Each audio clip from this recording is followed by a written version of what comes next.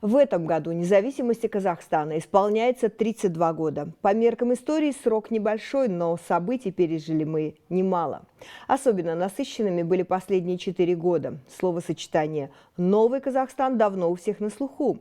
А действительно ли Казахстан стал новым? Какие итоги уже можно подвести? Об этом моя коллега Евгения Бодрова поговорила с депутатом Мажилиса парламента Айдосом Сарымом.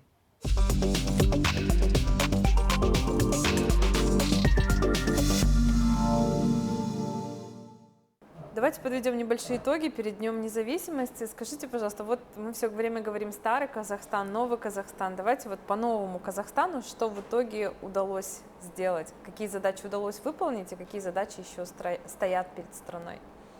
Очень хороший вопрос, на самом деле. Если так копать глубоко, наверное, мы сейчас не только в связи с тем, что у нас произошел политический транзит, но в целом прошли, наверное, какой-то этап детства, взросления, и мы сейчас вступаем в реально взрослую жизнь, когда мы честно задаем себе взрослые вопросы и пытаемся на них искать ответы.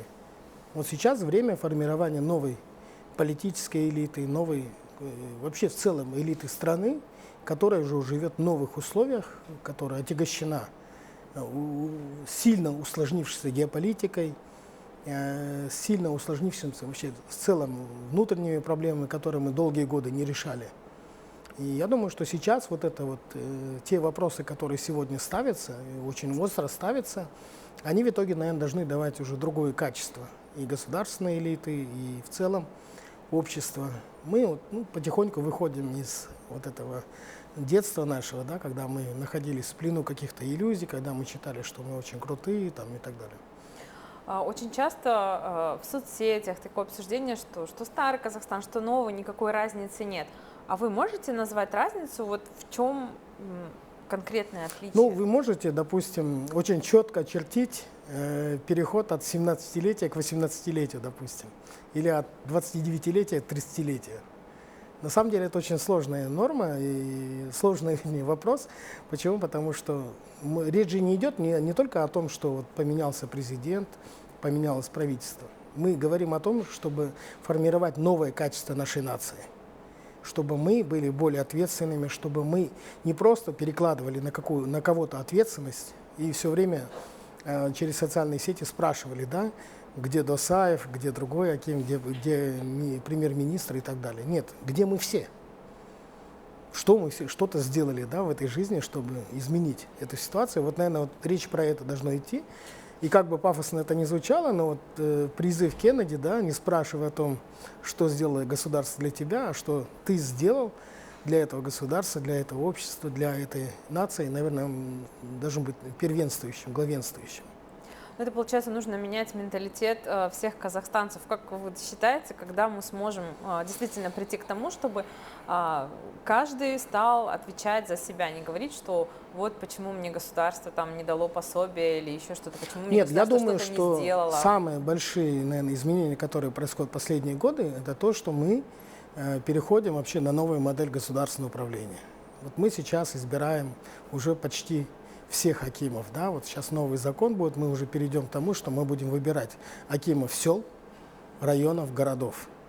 Это 98 или 99% акимов будут избираться народом. Все депутаты так или иначе избираются народом. Появляются новые механизмы контроля, общественного участия. Когда мы во всем этом будем участвовать, это будет другое качество. Не просто так, что у нас, я повторяюсь, у нас самая большая проблема, которая есть в стране, это недостаток конкуренции и недостаток компетенции. Я это всегда говорю, потому что чем ниже идем, да, по лестнице госуправления, тем меньше конкуренции. А между тем жизнь усложняется. У нас сегодня депутаты очень хороший вопрос подняли, да, грантов, допустим, на какую-то инженерную позицию, да, допустим, в стране выделяется 200 или 500, а, допустим, на, скажем, учителя физкультуры на 500 мест выдвигается 5000 человек. При этом на эти инженерные должности пошло всего 14 или 15 человек. понятно же, как бы здесь очень много, да, вот качество образования, это качество человеческого капитала и так далее, но мы должны сами теперь выбирать. Ну, наверное, физкультурникам быть хорошо, всегда на свежем воздухе, общаешься с детьми, там, получаешь энергетику какую-то, но если мы хотим что-то делать, мы должны сами не только там спрашивать, но и к себе задавать какие-то неудобные вопросы. Скажите, а если сравнить законы, которые работают сейчас и которые работали лет 5-6 назад, какие из этих законов, которые приняты уже сегодня, ну, вы не могли себе представить еще тогда, что они вот будут, что они будут работать?